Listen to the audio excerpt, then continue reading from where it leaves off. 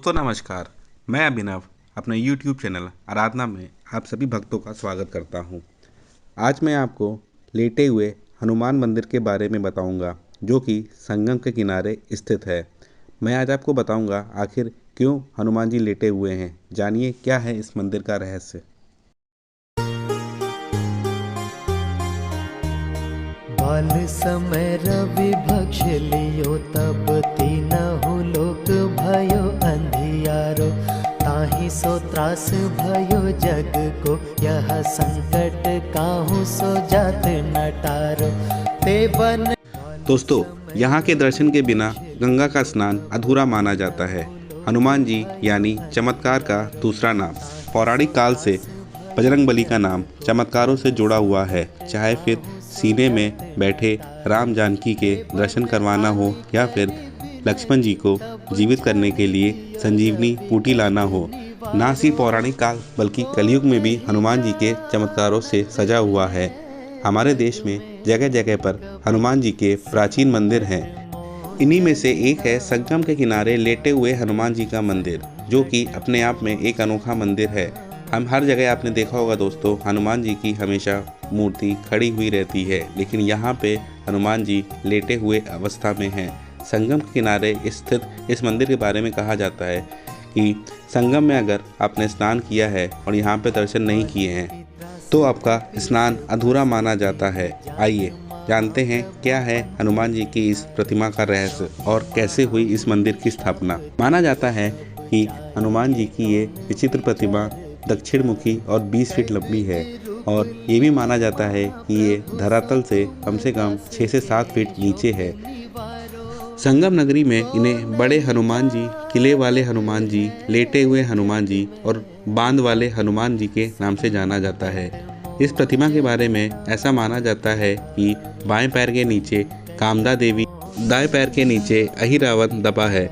उनके दाएं हाथ में राम लक्ष्मण जी हैं और बाएं हाथ में गदा है। बजरंगबली यहाँ आने वाले सभी भक्तों की मनोकामना पूर्ण करते हैं। यहाँ के बारे में ऐसा कहा जाता है कि लंका पर जीत हासिल करने के बाद जब हनुमान जी लौट रहे थे तो रास्ते में उन्हें थकान महसूस होने लगी, तो सीता माता के कहने पर वो वहाँ संगम के तट पर लेट गए। इसी को ध्यान में रखते हुए यहाँ लेटे हुए हनुमान जी का मंदिर बन गया। ये मंदिर कम से कम 600 से 700 वर्ष पुराना मंदिर माना जाता है। बताते हैं कि कन्नौज के राजा के कोई संतान नहीं थी। तब उनके गुरु ने एक उपाय सुझाया और उन्होंने बताया कि आप हनुमान जी की ऐसी प्रतिमा का निर्माण कराइए जो राम लक्ष्मण जी को नागपाश से छुड़ाने के लिए पाताल में गए थे। हनुमान जी का ऐसी मूर्ति विंध्याचल पर्वत से बनवा कर आपको लानी पड़ेगी। तब राजा जी ने ऐसा ही किया। वो विंध्याचल पर्वत से हनुमान जी की प्रतिमा नाव से लेकर आ रहे थे, तभी बीच नदी में नाव टूट गई और प्रतिमा जलमग्न हो गई। राजा को ये देखकर बहुत दुख हुआ और वो अपने राज वापस लौट गए। इस घटना के कई वर्षों बाद जब गंगा का जल स्तर घटा तो वहां धूनी जमाने का प्रयास कर रहे राम भक्त बाबा बालगिरी महाराज को ये प्रतिमा मिली, और वो प्रतिमा उन्होंने उसी शहर के राजा को भेंट कर दी और राजा द्वारा मंदिर का निर्माण कराया गया। दोस्तों, हनुमान जी की मूर्ति के विषय में एक और घटना प्रचलित है, जो कि मुगल शासक के संदर्भ में है। प्राचीन काल में मुगल शासकों के आदेश पर हिंदू मंदिरों को तोड़ा जा रहा था और ये क्रम जारी था, लेकिन यहाँ पर मुगल सैनिक हनुमान जी की प्रतिमा को हिला भी नहीं सके थे।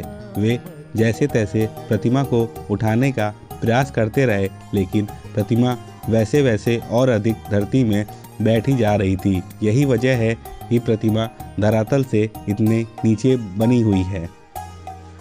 दोस्तों, अगर आपको हमारा वीडियो पसंद आया है तो उसको लाइक और शेयर करें, और भी कथाएं सुनने के लिए हमारे चैनल आराधना को सब्सक्राइब करें। धन्यवाद। जय बाबा नीम करौली, जय हनुमान जी।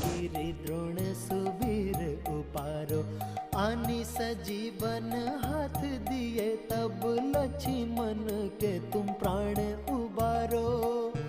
को नहीं जानत है जग में कभी संकट मोचन